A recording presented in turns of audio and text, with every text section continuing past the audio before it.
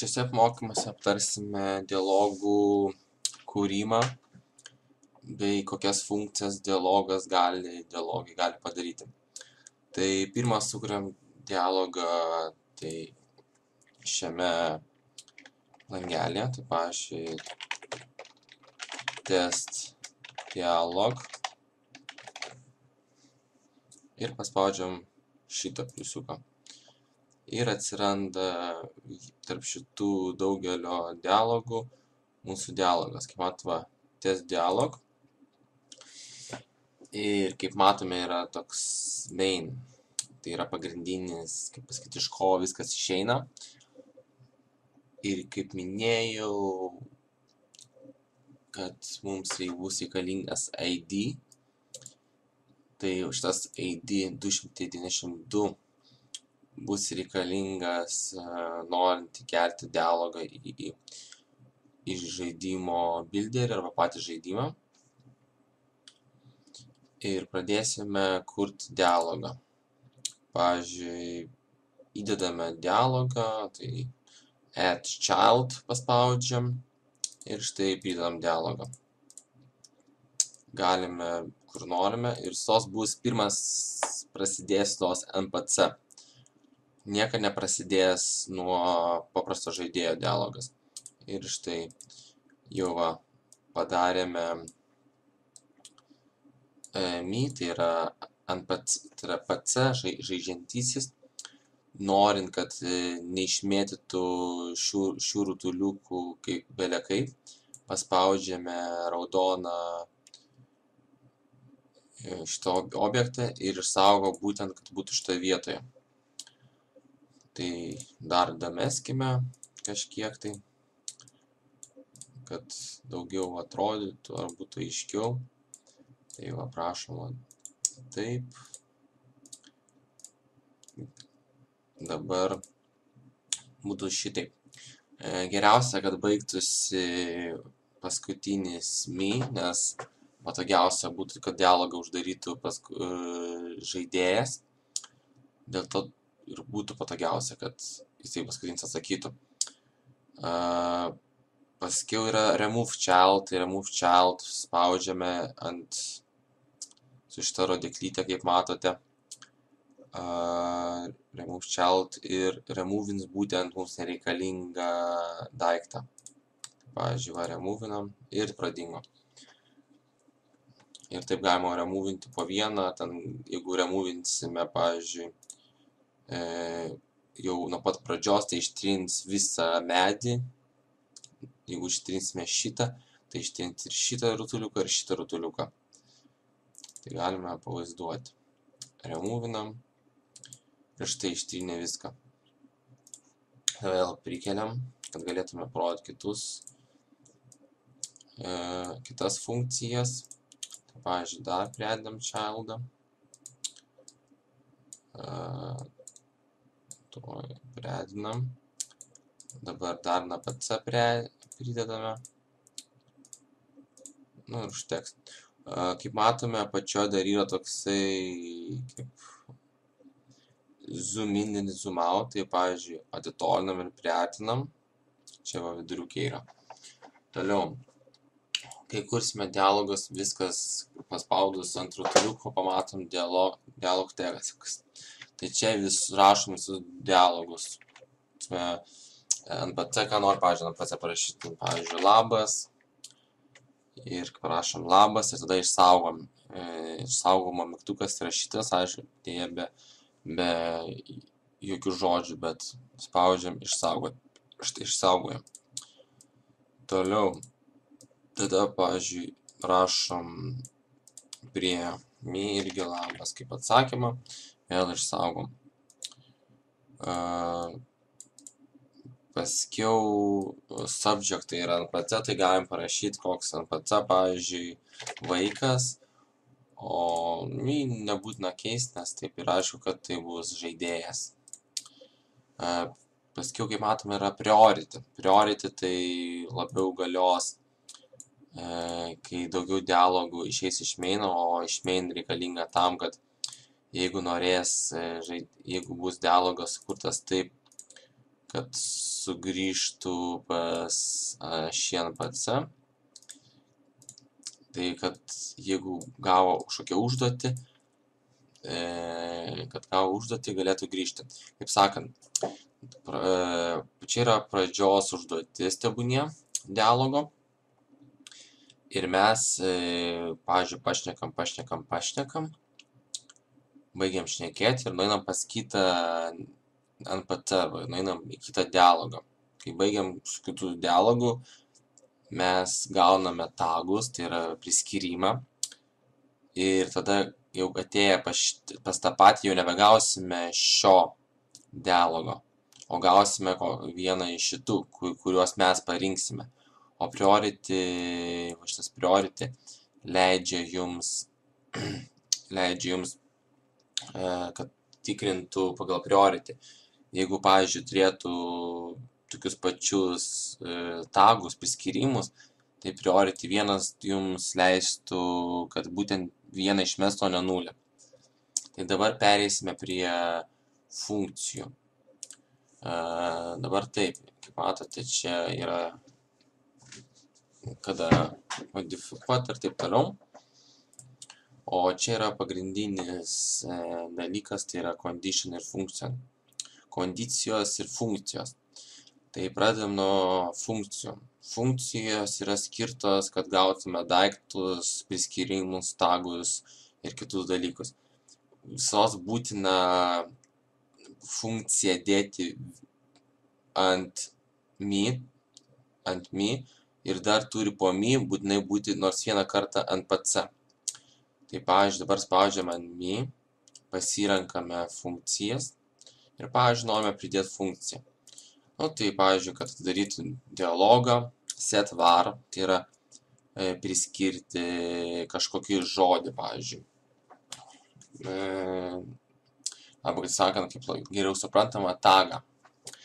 Tai priskyrimas. Pavyzdžiui, jeigu mes dabar paimsim ir rašysim, mes taip pat galime rašyti skaičius, pagal tam tikrą skaičių, pavyzdžiui, mes parašysime ten 2, 3, ten 100 ir, pavyzdžiui, pagal skaičių prasme, mes paskiau galėsime nueiti pas žmogų ir jeigu, pavyzdžiui, pas tave mažiau, tu kalbėsi būtent tam tikrą dialogą, jeigu daugiau, tada kalbėsi kitą dialogą, visi priklausys nuo skaičiaus. Tai, pavyzdžiui, dabar parašysime, pavyzdžiui, quest 1 ir išsaugome. Vadinasi, kai baigs šitą questą ir praeis šį me, bus priskirtas quest 1. Ir jeigu naisime prie kito dialogo arba NPC, taip sakant, jisai pareikalaus, arba, kaip sakant, jisai supras, kad jeigu tu turi tu gali kalbėti tą dialogą. Paskui bus paaiškinta kaip. Tai va, matot, priskirs tagą, priskyrimą, taip sakant, kai baigs šitą dialogą. Paskiau yra dar toks join room. Tai vadinamasis teleportas. Jeigu mes prie durų pridėsime šį dialogą, pavyzdžiui, labą dieną, ar jūs norėtumėte patekti į klasę, atsakysite taip, norėčiau. Ir tada ant tų žodžių jūs nuteleportuos į kitą kambarį. O čia reikėtų rašyti rūmo linką. Tai yra ne visą linką, o tik rūmo pavadinimą, kambario pavadinimą, kur mes builderį buvom room manageryje, priskirime būtent tą room pavadinimą, pavyzdžiui, sostinę. Ir viskas, įrašom ir jis nuteleportuos. Kai pasinksite ir čia išsaugom. Paskiau yra modify var, tai yra modifikuoti tagą, remove var, tai removinti tagą, tai jau kai jau nebereikalingas, jau pašnekat, pavyzdžiui, pas kitam dialogė ar su kitų NPC ir jums tas tagas nebereikalingas, tas priskyrimas, jis yra pašalinamas tiesiog ir jisai dingsta, vadinasi, negalėsite šnekėti su kitais žmonėmis, kur prieš tai šnekėjote ar panašiai. Paskiau yra daiktų priskyrimas. Beje, galima grįžti trumpam prie vėl removar, tai pavyzdžiui, norėčiau, kad QS2 ar ten QS1 pašalintų ir būtent tą pašalins, kur buvo priskirta. Tai o toliau yra daiktai. Kaip sakiau prieš tai, su daiktais yra tas dalykas, kad mes sukūrėme daiktus builderyje ir kai mes juos sukūrėme, mes naudojamės jais ir čia būtent įrašom tą ID tų daiktų, kuriuos galima pasižiūrėti duomenų bazėje. Tai pavyzdžiui, 15 ir mums įdės būtent reikiamą daiktą ir save, pavyzdžiui. Paskiau, kai mums nebereikės jau daikto, mes tą daiktą removinam. Pavyzdžiui, pašnekėjai, va, tu nunešė knygą tam, ačiū už knygą ir būtent ant tų žodžių, kad ačiū už knygą, panaikinate tą knygą. Ir rašote, pavyzdžiui, būtent tą 15. Ir panaikins būtent tą knygą. Toliau yra open URL. Tai irgi būtina, čia visi būtinai turi būti ant me, ką jūs atsakote, pavyzdžiui, tai yra ką atsako žaidėjas. Ant tų žodžių būtent visos tos funkcijos turi būti. Tai bus, gaunasi taip, kad čianai, jeigu open URL, tai nukopijuojam, pavyzdžiui, www.miestas.lt ir paspaudus atsakius būtent ant myšto, pavyzdžiui, labas, jums išmes šį puslapį. Čia reikia įrašyti visą puslapį, kad jums atidarytų. Nu, ir užsaugom. Ir tada čia irgi užsaugom.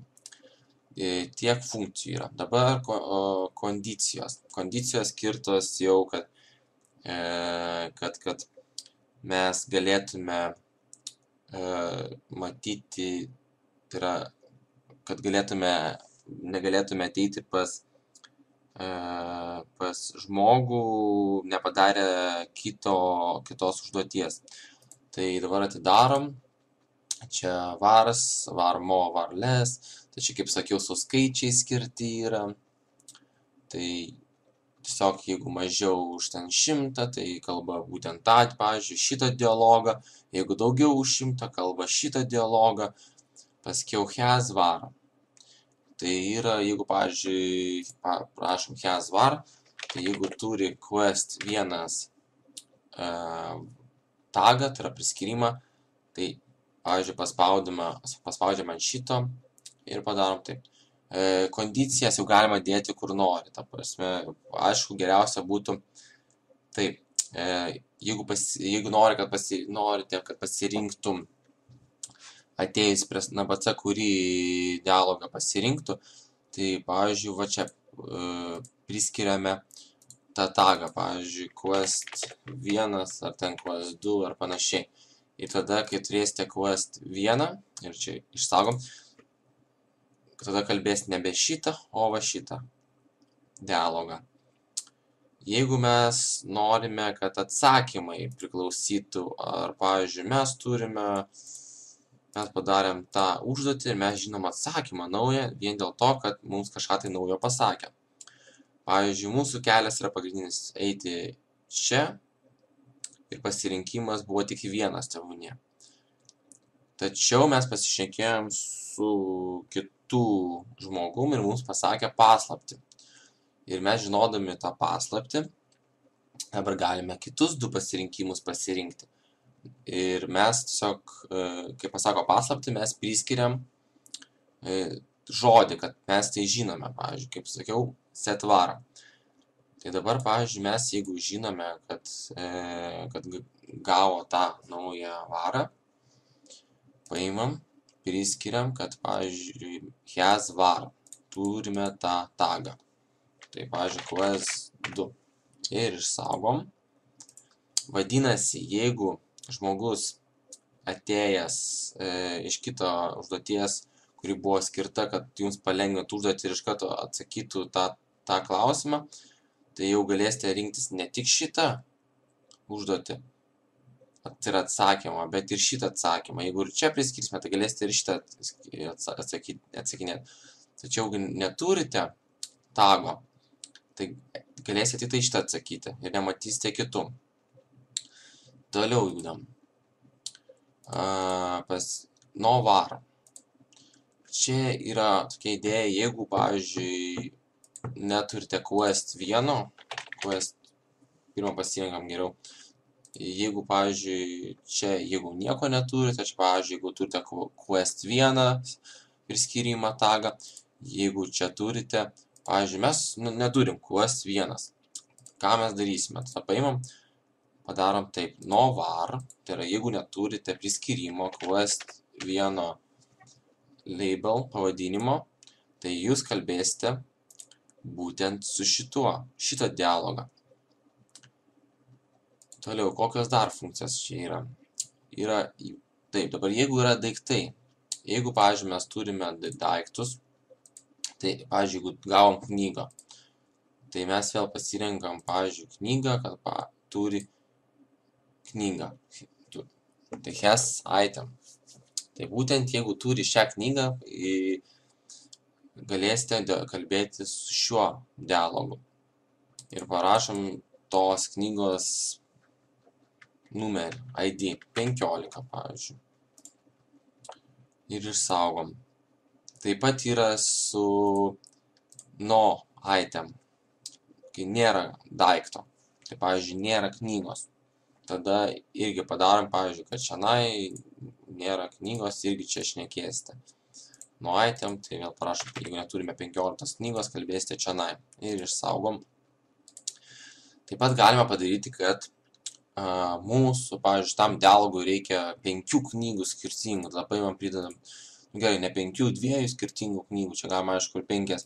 Tada pridedam, turi daiktą, has item, pavyzdžiui, 16. Tada dar pridedam dar knygą, pavyzdžiui, 17. Ir jeigu neturės visų 3 knygų, žaidėjas negalės šio pokalbio šnekėti. Daiktai taip pat panašiai veikia kaip ir tagai, bet jūs galite daug daugiau surinkti. Iš dalies visiškai taip pat veikia kaip ir tagai. Tiesiog jūs gaunate daiktus, kuriuos paskui galite sunaudoti ir taip pat removinti ir taip toliau. Tai tiek apie dialogus. Manau, čia yra labai paprasta viskas. Tiesiog yra priskyrimai, yra knygos, priskiri, pavyzdžiui, čianai, kai priskiri tą, pavyzdžiui, quest 1, tada gali jau šnekėti šį dialogą, gal šitam dialogui gal jums paims priskirs kokį daiktą, pavyzdžiui, knygą, tada galėsite šį dialogą kalbėti ir panašiai. Ir žinoma, visa interakcija gali būti ir per daug dialogų, kad, pavyzdžiui, vienas dialogas, čia gaunam varą, galim toj pavyzdį parodyti showlist. Ir, pavyzdžiui, nueiname kokį nors didelį dialogą ir, kaip matote, čia yra jau didesnis dialogas. Ir čia yra, pavyzdžiui, pradinis dialogas. Mes pradedam šnekėti ir čia baigiam šnekėti. Čia jums priskiria kokį nors priskyrimą, tai užtagina jūs, vadinasi, jūs turite quest 1. Iš quest 1 jums pasako, nueikite pas kokią nors merginą. Ir jau jūs turite eiti pas merginą, nes jau turite, jums pasakė, kad ateis, pavyzdžiui. Tačiau grįžus pas čianai jau jums nieko neduos ir pasakys savunė, kad jeigu jau pakalbėt čianai, jums duos šitą, kad atsiprašau, neturiu su jums ką kalbėti. Tada mes nueinam, pavyzdžiui, kur pas kitą pardavėją. Mūsų nusintė pas pardavėją. Vadinasi, mes jau galim šnekėti su pardavėja. Jeigu jūs nebūtumėte šnekėję pardavėją, pasakytų, atsiprašau, aš su jumis negaliu šnekėti, nes neturite kokio nors daikto. Ir taip galima per daug dialogų tai padaryti, ir kad nuo pirmo dialogo eini, jūs negalite peršokti per kitus dialogus. Ir liekate tam pačiam dialoge. Tai tiek apie dialogus.